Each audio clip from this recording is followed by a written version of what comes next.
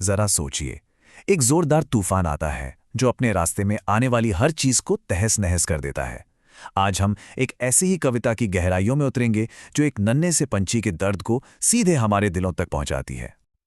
और कविता की शुरुआत ही होती है एक दिल दहला देने वाले मंजर से। एक जबरदस्त आंधी आती है, इतनी तेज कि उसके झोंकों से पेड़ की डालियां टूटकर बिखर जाती हैं।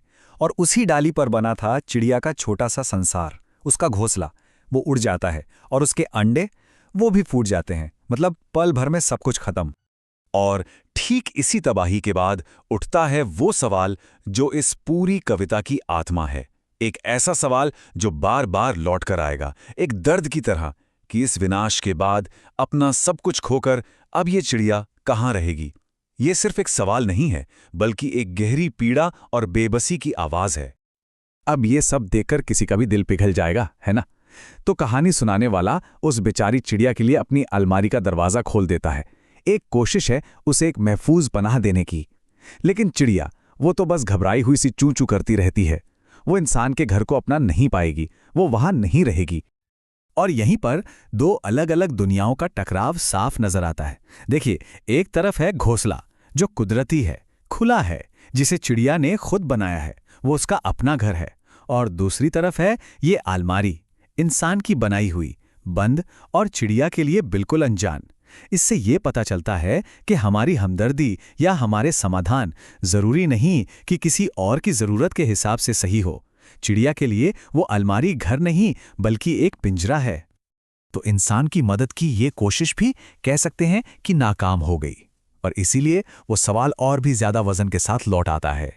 समस्या तो जस की तस है, वो बेघर चिड़िया अब भी बेघर है।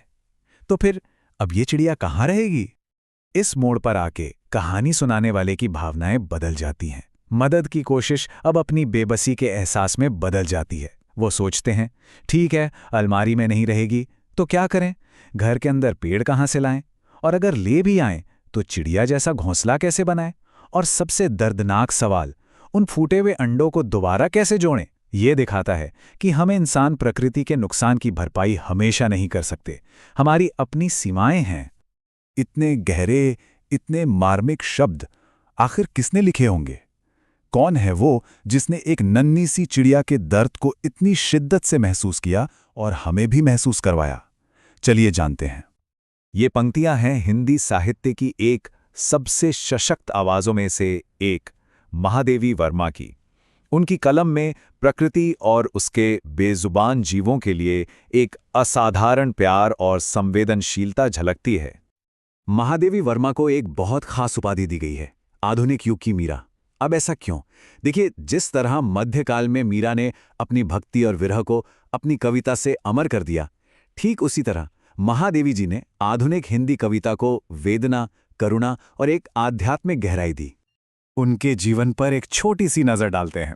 उनका जन्म 1907 में उत्तर प्रदेश के फर्रुखाबाद में हुआ था।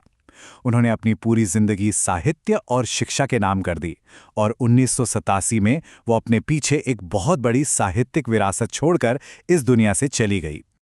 उनकी कुछ सबसे जरूरी रचनाओं की बात करें तो निहार, रश्मि, नीरजा और सांध्य गीत जैसे कविता संग्रह बहुत मशहूर है। पर उन्होंने सिर्फ कविता ही नहीं लिखी। पथ के साथी और श्रृंखला की कड़ियां जैसे उनके गद्य लेखन ने समाज के कई अहम मुद्दों पर भी बात की। तो असल में इस छोटी सी चिड़िया की कहानी के बहाने महादेवी वर्मा कर क्या रही हैं? वो एक पुल बना रही हैं, करुणा का पुल। एक ऐसा पुल जो हमें प्रकृति के उन मूक प्राणियों के दुखों से जोड़ता है जिन्हें हम अक्सर अपनी भाग दौड़ भरी जिंदगी में देख ही नहीं पाते। वो हमें याद दिलाती हैं कि ये दुनिया सिर्फ हमारी नहीं है। और ये पूरी कहानी हमें एक बहुत ही गहरे सवाल के पास लाके छोड़ देती है। जब किसी बेजुबान जीव का आशियाना उजड़ता है तो एक इंसान होने के नाते हमारी भूमिका क्या है? और शायद उससे भी ज्यादा जरूरी सवाल, हमारी सीमाएं क्या हैं?